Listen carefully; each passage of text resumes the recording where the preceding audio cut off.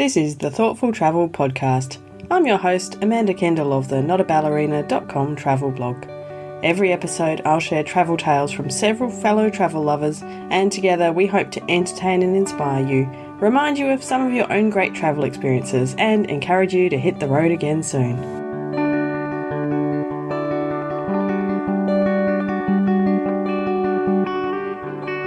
Hello and welcome to episode 226 of the Thoughtful Travel Podcast. We're back on one of our most popular ever topics. It's about when things go wrong, and this episode is titled, The Best Travel Memories Are When Things Go Wrong. Now, we don't set off hoping that things will go wrong, but it is very much the case that when things go not quite as planned, or even when it's, sometimes, quite problematic, it turns out that those are the tales that we tell over and over. They're the memories that really stick in our minds because things aren't as we expected them to be, or because we triumphed over adversity. And, it's kind of like, I think that's almost what travel's all about. I mean, a simple example, I can tell you that, if I told you about a time when we drove from Copenhagen west to the western part of Denmark, and, I picked up a hire car and off we went, that's it. Well, that's not really a story that I would tell anyone. But if I tell you that, first of all, my mobile phone wouldn't work with the Danish phone network, even though it was supposed to, so I couldn't use that to find out where we were. Then we were unable to make the GPS system in the car work. Don't know why. User error? Maybe. I don't know. And then it was the Copenhagen Marathon, and all of the streets around central Copenhagen were blockaded. And of course, we picked up our hire car from in the middle somewhere, and we couldn't get out. And then I went down a one-way street, and I had to do a U-turn, but I couldn't work out how to put this car into reverse, and so on and so on. Then that's a memorable story, and it's a very popular story in our house because the story ends when my son figured out how to put the car into reverse. So you see, things going wrong, it's almost what we crave when we travel. And I've certainly noticed a lot of people saying this exact thing yet recently, thinking that, our current pretty much non-travelling status and all of the things we miss about travel. And a lot of people have said, yes, everything, even when I thought it was hard, it was worth it. I would take all of the problems, all of the dramas, all of the boring bits or the bad bits, anything if I could travel again. So we really got to that stage where the things going wrong are just as good as the things going right. And I think often, as long as they're not too seriously wrong, then they're even better. So that's what we're going to be talking about today. And I've got two guests, starting off with Travis and ending up with Tracey. And they both have really, really great stories of things going wrong. By chance, they're both on bicycles as their stories are told. But things can go wrong on no matter what your mode of transport. It's just a coincidence in this case. But I'm going to start off with Travis King. And he set off on a biking adventure with his brother. It was during this trip where my brother and I decided to try to bike on bicycles from Detroit to Boston, but we went through Canada. So it was our way to try to get intimate with our neighbor to the north and eat at a Tim Hortons every morning, just every day, get deep into the Canadian vibes and try to ride our bikes. It was, I think, a 3-week, something like that trip, but we rode hard every day. Right. Right. And it was great. It was great. And my brother, when we were picking, he decided to join me at the last minute because he thought he was going to get some job and it didn't come through for him or whatever. So he was like, okay, I'm going to join you actually. And we went to this bike shop to pick out his road bike for the trip. And this hipster guy with skinny jeans and a bandana or whatever, he's like, oh, you brothers, are you going to bike across Canada together? That's so cool. You guys are going to have all 3 levels of fun. And we were like, what? What are the 3, what are the 3 levels? He's like, well, the first level is just, brothers biking across Canada. That's fun. You're going to have fun. It's a good time. The second level is the things you can't expect, you might have the best piece of pizza you've ever had, or see somebody that you grew up with and went to kindergarten with at the Niagara Falls, or, you don't know what's going to happen. Something crazy could happen that's totally unexpected, right? That's level 2. So we're like, well, yeah, what's level 3? And he was like, that's when everything goes terrible. And it's the worst thing that could ever happen to you. You're going to get through it. You're going to make it. And that's the best part of the trip, actually, is level 3 fun. It's when everything goes bad. I love this guy's philosophy. It's spot on. Yeah. Oh man. I've taken this and really I've given this, I've explained this story at a bunch of orientations for one of the travel companies that I worked for, right? Where we're just trying to let people know you travel internationally for a year. These were long trips we were putting people on. Like things are going to go wrong. And it's just kind of how you roll with those punches. Like when you're in a level 3 fun moment, are you going to fight the world and be so upset? Or are you going to just be like, I signed up for this. This is what happens when you go on a long bike trip or you go to 15 countries or whatever. Like things are going to not really go your way. And yeah, on the bike trip, my brother and I, we had a really smooth. We went up from Detroit into Ontario. Ontario's pretty flat. We went to Niagara Falls. We went up to Toronto and around to Montreal, back down, like dropping down into the States. And we had like no issues all the way up until we got to the States. And even then we were biking through these big mountains in Vermont. And it was like challenging, and we might have gone up some mountains we shouldn't have gone up that were really high. Oops. But anyway, like nothing tragic happened, right? And we're finishing at the time my brother was going to Harvard. We were going to finish this bike ride like at his place. And yeah, it was just like this epic long adventure, 3 weeks on bikes, so many miles, so many meals, so many different little adventures throughout that whole time. And we'd made it, we were so close. It was the last day. And we're riding, and I usually would stop and wait for him to come up to me at red lights. And it would usually be like 3 or 5 minutes, something not too long. He'd be a little bit behind me. And on a certain red light, we're like an hour and a half away from his place at this point. He didn't show up in those 5 minutes. And I started getting that like brother spidey sense. And was like, well, what's wrong? Like, what are we going on? So I started biking slowly back upwards down the road, like into traffic. And at one point, not too long into that, I saw a crowd of people and I biked through this little crowd of people, and he was just sprawled out on the concrete. And basically what he was like biking up the right side of all these cars in a row. They had made a space for a car to make a left turn into the parking lot at this Walgreens. So he's biking full speed. This car takes a left turn at like relatively full speed. Oh no. And he, he flew over the hood of the car, landed on the concrete. He was bleeding from his elbows, his knees. Oh. And I made it through this like little huddle of people around him, just making sure he was okay. And he had his helmet on, so he was being safe, and he was just bloodied up. And when I got up to him, he looked up to me and he was like, "Level 3 fun, man." Like, Level 3 fun. So, in the end, it's like the story of the trip we always tell. So I always think about that as just like a metaphor for, your best travel stories are always going to be the things when they go the farthest in the wrong direction, or the way that you would never anticipate them or never want them to go.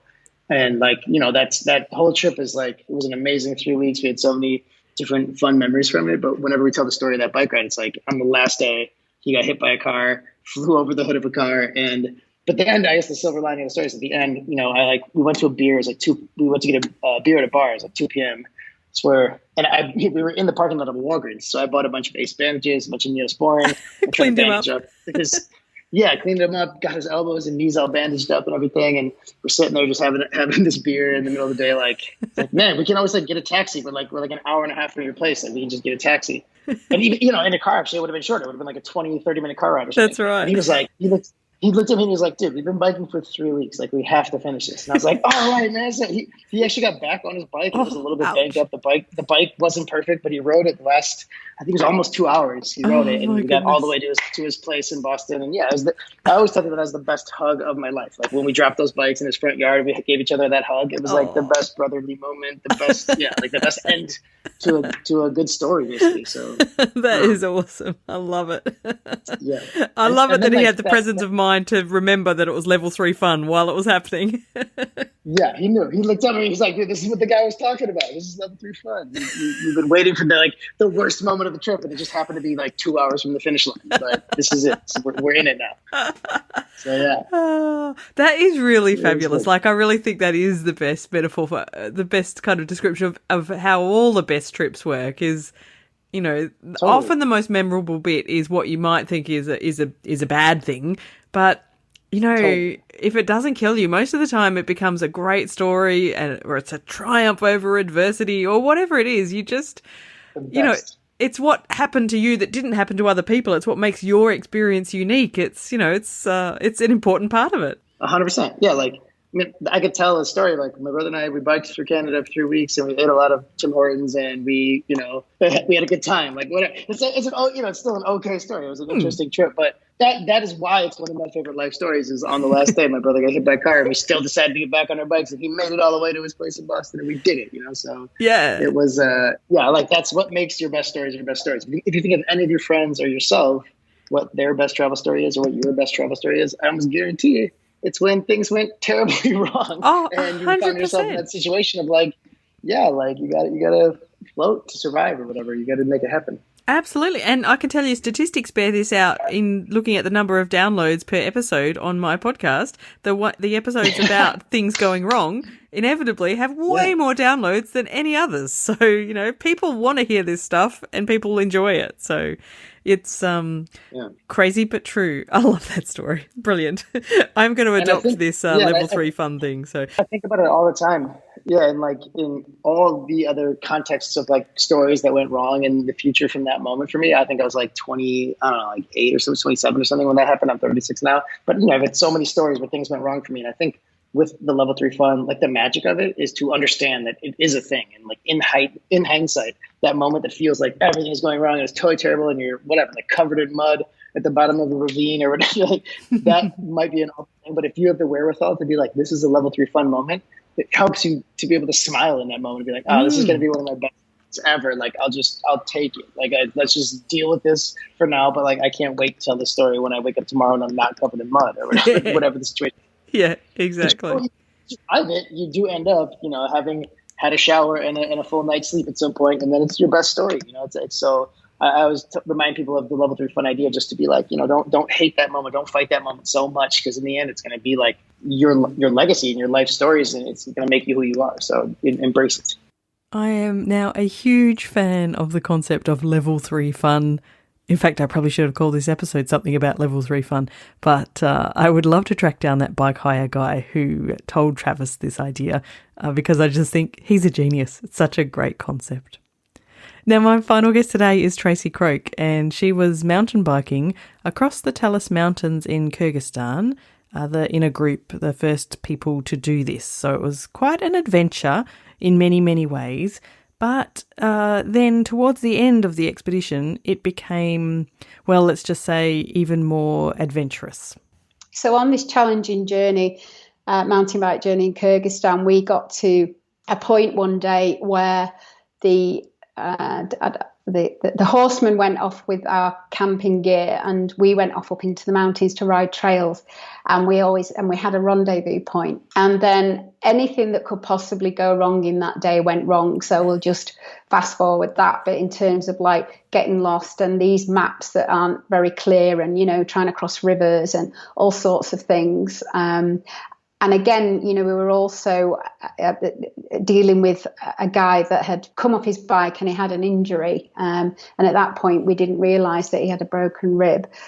But also, we had the challenge of something else, which was we'd rescued a puppy. Now, we came across this puppy. The story's a little bit vague, but the horseman found the puppy, and whether the puppy was caught up in wire or had actually been tied in a bush, we weren't sure, but the puppy had to be untangled from something.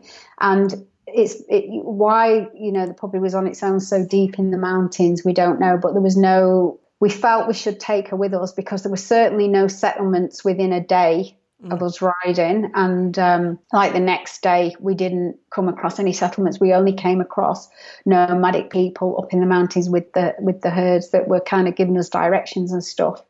So we kept taking the puppy with us. We didn't even know if it would be possible, because she was so young, and she became this absolute trooper. It was like a Disney story. She was running along the side of our bike. She worked out that, this was, she went into the shade of the bike as we were riding. We tried to carry, we tried all sorts of things.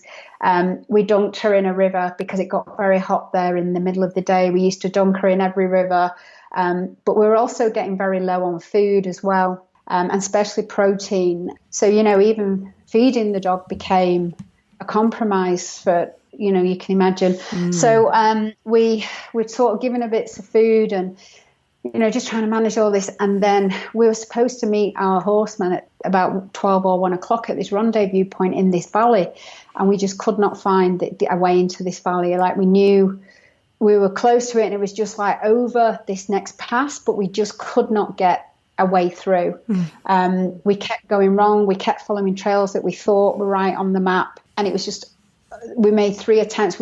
Just as we thought we had found a route to the valley, we came across this massive precipice drop into nothing. So we had to double back. So there was lots of doubling back. We were very tired. And we found another. We said, right, let's go back to the top of this mountain and follow this one path back down. And there's a very common Kyrgyz expression which I need to tell you about now, and I'll try and pronounce it, but it's Manastin Abagi Koldulson. Let me say that again. Manastin Abagi Koldulson, and it means I wish the soul of Manas to protect you. Okay. Now, Manas is like this hero of supernatural strength in history who united the 40 clans of Kyrgyzstan against their enemies, and it's very entrenched in Kyrgyz culture and identity. So it's kind of half mythical, half true. Like he is a warrior, a great warrior in history who did this, but there's certain things around him that, you know, might be a bit mythical, let's put it that way, but it is like a god, you know, so that's the status. And everywhere you go, there's these great statues of him as well through Bishkek, the capital of Kyrgyzstan, and also as you go into the mountains, the town of Manas itself, and it's very celebrated and it's very serious. So when you say this to somebody, I wish the soul of Manas to protect you, it's just like us saying take care, you know, and saying bye. It's like, you know, take care, may the soul of Manas protect you. But because I'd learned this phrase, you know, the nomads were kind of surprised that I knew this phrase, and it sort of gets you brownie points with the locals. But it's just a very respected and serious thing. So there we were, you know, lost, and the next thing we just tried this last trail to get into this valley, and next thing this big herd of sheep and goats just came running down the mountainside. They were spooked, and we were on our bikes, and they were like literally leaping off the side of the mountain, and one of them leapt over me, and I was like, oh no, what's going on here? And then the next thing, the three nomads were coming up, and they looked really like a bit freaked out. So oh dear, this isn't going well. And then I had these like visions of, you know, my epitaph saying, here lies Tracey Croke squashed by a sheep. And then, of course, we had our translator, and this whole conversation started, and it all looked a bit fraught. But, you know, here again is where you just have to sit back sometimes, stay calm, and not jump to conclusions, because what this nomad was trying to tell us was, don't go any further because this trail comes to an end. And he could see that we would just have a massive, great big climb out of it. And we were explaining, our translator was explaining how many times we tried to get to this valley. And he was saying, that's okay, come to the top of the mountain. You know, obviously I'm fast forwarding this conversation now, but this is what the summary of it was. Come to the top of the mountain, you must have some food, this, you know, sharing culture and hospitality in the mountain. And then we'll show you where it is, right? We'll show you where this trail is into the next valley where you're trying to get to. It's 5:00 in the evening now. We've got no contact with our horsemen. We have got a satellite phone for emergency situations, but that's linked back to expedition headquarters in London. So, you know, it's something that can happen quickly anyway, but we just check in with them every night. So that's the norm. So if we didn't check in, obviously they would, something would happen, you know, there would be an action from that.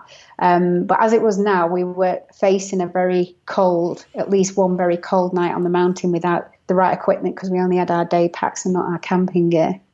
You know, we had some food, and then they packed us up, and we were sent out with and this guy was called Annabek, who helped us, sent his son to guide us. Like, I'm talking about another 3 hours into where we needed to go. And we were absolutely on our chin straps with all this, and, you know, managing the puppy and not really having a lot of food, but obviously with the kindness of Annabek. And then the next thing, what I didn't mention is that one of the guys is a photographer from London, the guy that broke his rib. And the next thing, it had gone dark, and there was a full moon, and we were at the top of this mountain, and they were finally, he said, he turned around, Annabek's son, and he said, here's the trail, like, with a big smile on his face. Obviously in Kyrgyz, that was translated, you know, but then the next thing, a herd of wild horses came up onto the mountaintop, and I don't know much about the hierarchy in horses, but the main one was doing the rearing thing. I've seen it in Australia actually with the babies. So the stallion galloped forward with his herd, a pack of horses, and he was rearing. And if you imagine that behind him is this full moon and the stars, and it's pitch black, and the photographer said, I just can't get my camera out. I'm just so tired. I can't even get my camera out. And I said, but some moments are just meant to be enjoyed. And that was the moment that we found the trail back to put this expedition back on track. And I believe to this day that was the soul of Manners protecting us. I sit somewhere between atheist and agnostic, but for me, in that moment, that's what happened. There was something looking after you. Yeah, that was Manners telling us, you're okay now, you're on the right track. About 3 hours later, we had to literally climb down into this valley with the bikes. We couldn't ride them. And we found the horsemen, and they'd done the right thing. They'd got to the spot at 1 o'clock in the afternoon, and they'd stayed there. They hadn't moved. Right. And as soon as we went into the valley, we could see them up the valley with the torches, and they started flashing the torches, and they'd lit a fire. So we knew where they were, and it took us about another hour and a half to get to them. Wow. And one of them actually came out to meet us so that he could help us as well. So, all was good. We finished the expedition, albeit 2 years late, and we found a home for the puppy as well in a settlement as we arrived at the end in the lower lands. But, you come across more settlements. A lovely family came out with some yogurt, and they were asking about the puppy, and we said we were taking it to Bishkek to find our family, and they said they wanted it. So it seems like you've had a few moments where you thought that might be the end, like crushed by a sheep, for example. Yeah, or certainly failure, but that would have been fine, because even a journey that fails in its objective is not a failure, and it's just an experience. I mean, that's just the purpose of it. There's so many things to learn on the way. A lot of things went wrong on the end of this expedition in Kyrgyzstan, but it didn't make it a failure at all, and it certainly made for really amazing travel memories. I'm sure Tracey wouldn't swap too much of that at all, but I'm glad the sheep didn't squash her. So I think you'll see, having listened to those two stories, just why I really wanted to bring you this episode and say the best travel memories are when things go wrong, because wouldn't it be sad if we didn't have those kind of stories to hear? They're quite instructive. They remind us a lot. They teach us a lot, and they're just really entertaining as well. So thank you so much for listening to episode 226 of the Thoughtful Travel podcast. As always, a really massive thanks to my guests. Thanks first to Travis King. You can find his website at traviswking.com. He's got a book called Not That Anyone Asked. It's a travel memoir about sex, drugs, love, and finding purpose. So it's a good read. And also a massive thanks to Tracey. And you can find more about Tracey's journeys and her writing at traceycroke.com.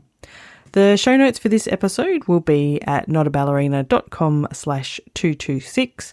And of course, don't forget to come and join the Facebook group for Thoughtful Travellers. Just search for Thoughtful Travellers in Facebook or find the link in the show notes. So I'd love to hear all your stories about when things go wrong and how they've made the best travel memories. So get in touch and let me know. I'm sure that there's a lot more of you out there with these kind of memories as well. And I hope that this reminds you to embrace them. All right. As always, thank you so much for listening.